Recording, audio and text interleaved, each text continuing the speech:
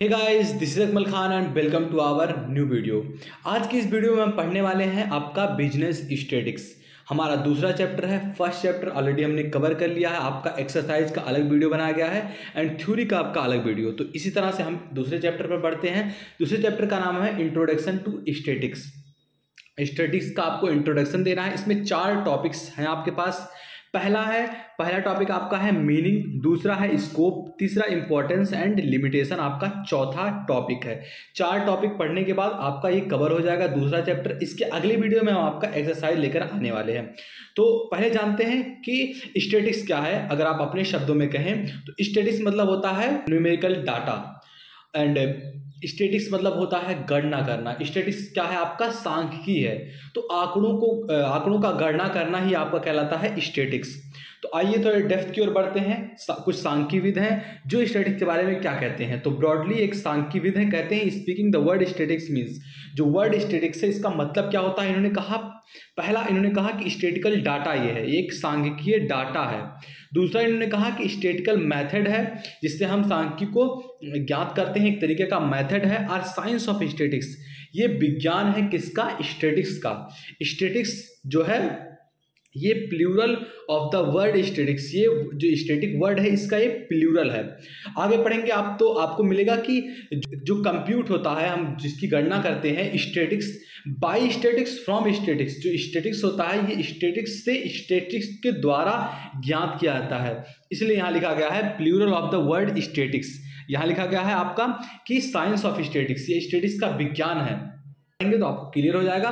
यहाँ ब्रॉडली जो word statics है इसका मतलब समझाते हैं कि एक स्टैटिकल डाटा है, स्टैटिकल मेथड है, स्टैटिकल साइंस है और एक प्लूरल वर्ड है किसका? स्टैटिक्स का। तो आई होप इतना आपको समझ में आ गया होगा कि ब्रॉडली क्या कहना चाहते हैं। अगर आप पूछेंगे कॉमन मैन से, common man refers the word static as a numerical data. For example आप कह सकते हैं कि एक import export statics, market statics, production statics. तो इस तरीके के स्टैटिक्स इसे कहते हैं। कॉमन मैन अगर रिफर करना चाहेगा तो कहेगा ये एक न्यूमेरिकल डाटा है। तो इस तरह से आपका स्टैटिक्स का मतलब समझ में आपको आ गया होगा। आगे बढ़ते हैं। क्या कह रहा है कि इन निगडल एंड बकलैंड जो है आपके statistics dictionary the word statistics is explained as, इन्होंने एक्सप्लेन किया है किस तरीके से स्टैटिक्स को, आइए देखते हैं। ये तो यहाँ लिखा गया है प्लूरल, यहाँ सिंगुलर, और दोनों स्टैटिक्स के डिफिनेशन है जो कि एक दूसरे को कनेक्ट करते हैं। तो पहला लिखा गया है कि एक numerical data relating to aggregate of individuals. मतलब क्या है इसका? एक समुच्चय में संबंधित संख्यात्मक डेटा। मतलब क्या? समुच्चय क्या होता है? बहुत सारे आंकड़े होते हैं जिनको आप समुच्चय कहते हैं, जो कि एक लाइन में व्यवस्थित रूप से रखे जाते हैं। तो इससे संबंधित एक संख्यात्मक डेटा जो होता है ये प्लूरल के अंतर्गत आता है, क्योंकि इसमें बहुत सारी आपके संख्याएं होती हैं और ये समुच्चय मिलकर क्या कहलाता है? आपका सांख्यिकी।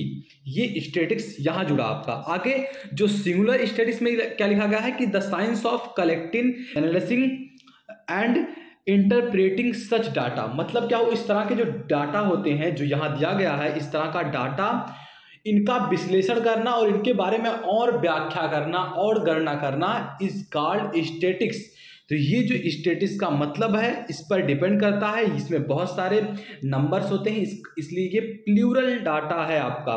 और ये सिंगुलर हुआ क्योंकि इससे ये रिकनेक्टेड है और इसमें बस साइंस की बात की गई। तो इस तरीके से आपका डिफिनेशन ऑफ स्टैटिक्स था। आई होप आपको समझ में आ रहा होगा। अगर समझ में नहीं आ रहा हो तो वीडियो को पॉज कर दीजिए, थोड़ा समझने का प्रयास कीजिए, फिर बैक करके वीडियो को फिर से देखिए। लेकिन ये अगर आपको स्टैटिक्स का मतलब नहीं समझ में आया तो आगे चलकर आपको बहुत प्रॉब्लम होने वाली है, क्योंकि आगे मैं ये डाटा के बारे में बता रहा हूँ लेकिन आगे आपको पूरा डाटा के बारे में पढ़ना है। Basically commerce is the subject of data.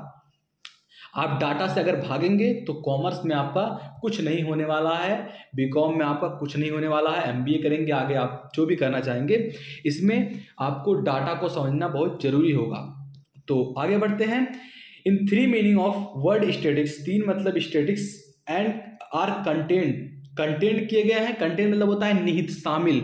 अगर आप हिंदी का मतलब नहीं समझते हैं, इंग्लिश का मतलब हिंदी में, तो आप चीज़ों को नहीं समझ पाएंगे बेहतर तरीके से। तो in a statement due to Ted कहा गया है, क्या कहा गया है? 3 मीनिंग्स के द्वारा आपको समझाने का प्रयास किया गया है कि यहाँ 3 मतलब कैसे स्टैटिक्स के हो सकते हैं। देखिए लिखा गया यू कंप्यूट। कंप्यूट मतलब क्या होता है? कि गणना करना, कंप्यूट मतलब गणना करना। तो यू कंप्यूट, आप गणना करते हैं स्टैटिक्स का। देखिए तीन मतलब आपको यहाँ स्टैटिक्स, यहाँ स्टैटिक्स, यहाँ स्टैटिक्स, तीनों मतलब से आप स्टैटिक्स को समझने वाले हैं। तो देखिए यहाँ ध्यान से इसको समझिएगा कि यू कंप्यूट, आप गणना करते हैं स्टैटिक्स का बाय स्टैटिक्स, स्टैटिक्स के द्वारा, और फ्रॉम स्टैटिक्स, स्टैटिक्स से, मतलब कि आप स्टैटिक्स का गणना करते हैं तो आप स्टैटिक्स से करेंगे और स्टैटिक्स के द्वारा करेंगे। तो स्टैटिक्स को आपको समझना है तो स्टैटिक्स के द्वारा, स्टैटिक्स से आपको स्टैटिक्स को समझना पड़ेगा। आपको आई होप आप समझ में आ गया होगा। एक बार फिर से बता दे रहे हैं कि जो यू कंप्यूट, आप गणना करते हैं स्टैटिक्स का बाय स्टैटिक्स, स्टैटिक्स के द्वारा, फ्रॉम स्टैटिक्स, स्टैटिक्स से।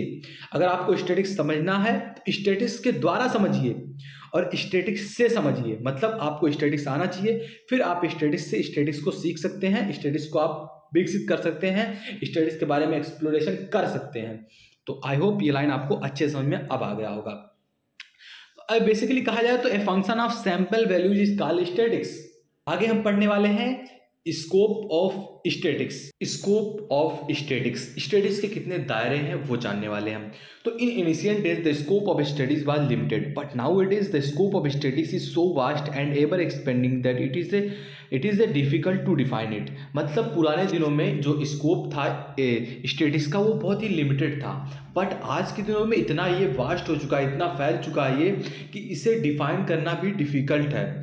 और आगे लिखा गया है कि statistics is a tool of all science indispensable to research and intelligence judgement and has become a recognised discipline in own right. मतलब कि ये साइंस का आज के दिनों में खुद का ये बहुत बड़ा औजार बन चुका है स्टैटिक्स। कोई भी चीज़ हो, आपका प्रेडिक्टेबल हो गया और भी जितने भी सारी चीज़ें हो गई, इसमें स्टैटिक्स जरूरी होता है। तो साइंस के लिए एक तरीके का औजार बन चुका है स्टैटिक्स। तो पहले के दिनों में बहुत ही लिमिटेड था, बट जैसे जैसे विज्ञान बढ़ता गया, जैसे जैसे लोगों में जिज्ञासाएं बढ़ती गई, जैसे जैसे आविष्कार बढ़ते गए, वैसे वैसे ही आपका स्टैटिक्स भी विस्तार होने लगा। इसमें कहा गया है moreover the scope applied statics is increasing day by day, बढ़ रहा है दिन ब दिन। However the scope of statics में be discussed in under 3 heading. मतलब कि जो आपका स्टैटिक्स है ये बहुत ही वास्ट, बहुत ही फैला हुआ है, लेकिन इसे 3 मेन हेडिंग में हम डिफाइन कर सकते हैं। पहला है डिवीजन ऑफ स्टैटिक्स, दूसरा है इंपॉर्टेंस ऑफ स्टैटिक्स, तीसरा आपका application of statics in various discipline. Division of statics, importance of statics जो आपका था, ये आपका तीसरा हेडिंग था इस चैप्टर का। तो इस हेडिंग में हम 2 हेडिंग पढ़ने वाले हैं। तो चलिए आगे बढ़ते हैं हम डिवीजन ऑफ स्टैटिक्स पे। आपका है स्कोप ऑफ स्टैटिक्स। तो पहला है थ्योरेटिकल स्टैटिक्स, और दूसरा है आपका स्टैटिकल मेथड, और तीसरा आपका अप्लाइड स्टैटिक्स। तो ये अगर आप समझ गए तो समझ लीजिए आप स्कोप ऑफ स्टैटिक्स पूर्ण रूप से समझ जाएंगे। आइए बढ़ते हैं कि क्या है आपका, पहले जान लेते हैं थ्योरेटिकल स्टैटिक्स क्या है।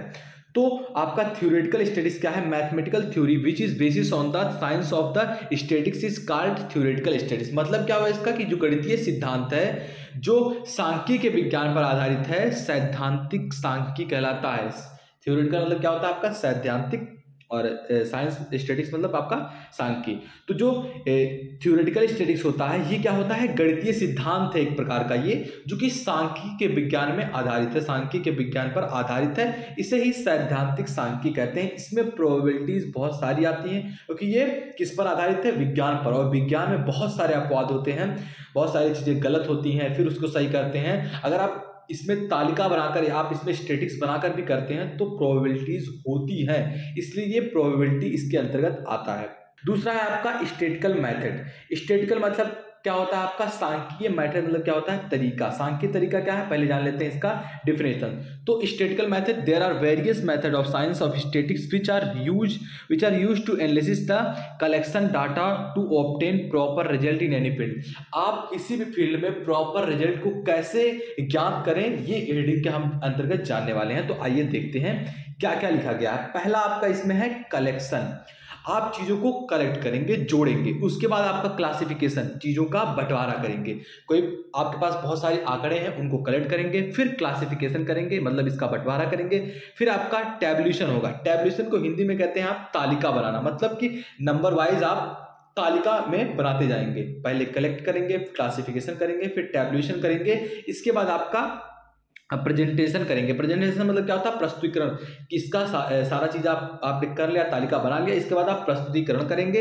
इसके बाद एनालिसिस करेंगे, उन आंकड़ों को देखेंगे, जांचेंगे कि हाँ सही है, क्या गलत है, या फिर उसमें जो चीज़ें रहेंगी उनको जांचेंगे आप। इसके बाद आप क्या करेंगे? इंटरप्रिटेशन करेंगे। इंटरप्रिटेशन को हिंदी में कहते हैं व्याख्या करना। इसको आप व्याख्या करेंगे। उसके बाद जो आपका फोरकास्टिंग मतलब होता है पूर्व अनुमान। जो आपके पास पहले से अनुमान है, जो आप अनुमान लेकर उस चीज को, आंकड़े को आप डिफाइन कर रहे हैं, वो आंकड़ा, वो अनुमान आपके पास होना चाहिए। इसके बाद आप स्टैटिस्टिकल मेथड का आप अच्छे से यूज कर सकते हैं। यहाँ आपका जो हेडिंग है इसमें कहा गया है कि there are various method of science of statistics which are used to analysis the collection data in obtain proper result in any field. किसी भी फील्ड में आप प्रॉपर रिजल्ट के लिए इसी मेथड का यूज करेंगे। और तरीके आपके पास ये हैं: कलेक्शन करेंगे, क्लासिफिकेशन करेंगे, टैबुलेशन करेंगे, प्रेजेंटेशन करेंगे, एनालिसिस करेंगे, इंटरप्रिटेशन करेंगे और फोरकास्टिंग करेंगे। आपका पूरा स्टैटिस्टिकल मेथड खत्म हो जाता है यहाँ पर। तो ये एग्जाम में आएगा, आई होप आप लिख ले जाएंगे। आगे बढ़ते हैं। सी आपका है अप्लाइड स्टैटिस्टिक्स है। इसमें क्या क्या कौन कौन से हेडिंग है, पहले जान लेते हैं आपका अप्लाइड स्टैटिस्टिक्स का डिफिनेशन। तीसरा आपका है अप्लाइड स्टैटिस्टिक्स, इसका डिफिनेशन जान लेते हैं, फिर आपका जो इसके शाखाएं हैं ये पढ़ेंगे। तो this division of science deals with the applications of the rules and principle developed in theoretical statistics to specific problem in different discipline. मतलब क्या है कि जो डिवीजन ऑफ साइंस है इसका ये डील करता है एप्लीकेशन के साथ, जो उसमें रूल होते हैं एंड प्रिंसिपल जो होते हैं डेवलप किए आते हैं थ्योरेटिकल स्टैटिस्टिक्स में। इसके प्रॉब्लम के लिए अलग अलग डिसिप्लिन बनाए जाते हैं इस प्रिंसिपल में। आइए इसकी शाखाओं के बारे में पढ़ते हैं। आपका है डिस्क्रिप्टिव स्टैटिस्टिक्स, मतलब क्या होता है? वर्णनात्मक सांख्यिकी। आप वर्णन के रूप में चीजों को जानते हैं। और दूसरा आपका क्या है कि साइंटिफिक स्टैटिस्टिक्स, वर्णन कर दिया आप चीजों का। इसके बाद जो साइंस के स्टैटिस्टिक्स हैं इनको लगाकर आप क्या कर सकते हैं? अप्लाइड स्टैटिस्टिक्स को अप्लाई कर सकते हैं। Limitation of statistics. Although statistics has a wide application in almost every sphere of human life, यद्यपि statistics has a wide application in almost every sphere of human life, हमारे मानव जीवन के चारों ओर statistics एक रूप से बधा हुआ है, एक आकार की तरह, जिसे वृत्त कहते हैं। इस वृत्त के आकार की तरह चारों ओर लिपटा हुआ है। It is not without limitation, लेकिन यह बिना लिमिटेशन के तो हो नहीं सकता। विच स्टैटिस्टिक्स, जो संबंधी सीमाएं हैं इसकी स्कोप एंड यूनिटी। स्कोप जो है आपका दायरा एंड यूनिटी, दोनों मिलकर इनकी सीमाओं को दर्शाते हैं। ये दोनों इसकी सीमाएं हैं। अगर स्कोप और यूनिटी से आप बाहर जाएंगे तो स्टैटिस्टिक्स वहीं खत्म हो जाता है। अकॉर्डिंग टू न्यू सोल में कहते हैं कि statistics must be regarded as an instrument of research of great value but having a several limitation which are not possible to overcome and such they need our careful attention. मतलब क्या है? Statistics को अनुसंधान का एक उपकरण और महान मूल्यों के रूप में माना जाना चाहिए, लेकिन इसकी कई सीमाएं जिन्हें दूर करना संभव नहीं है। इसलिए इस तरह से हमें अपने सावधानीपूर्वक ध्यान देने की आवश्यकता है। तो इस तरह से आपका चैप्टर 2 थ्योरी खत्म होता है। हमने पूरा पढ़ लिया। अगली वीडियो में हम आपका पढ़ाने वाले हैं एक्सरसाइज। तो चैनल को सब्सक्राइब नहीं किया तो प्लीज चैनल को सब्सक्राइब कर लो। मिलते हैं आपसे अगली वीडियो में। तब तक के लिए जय हिंद, जय भारत, वंदे मातरम।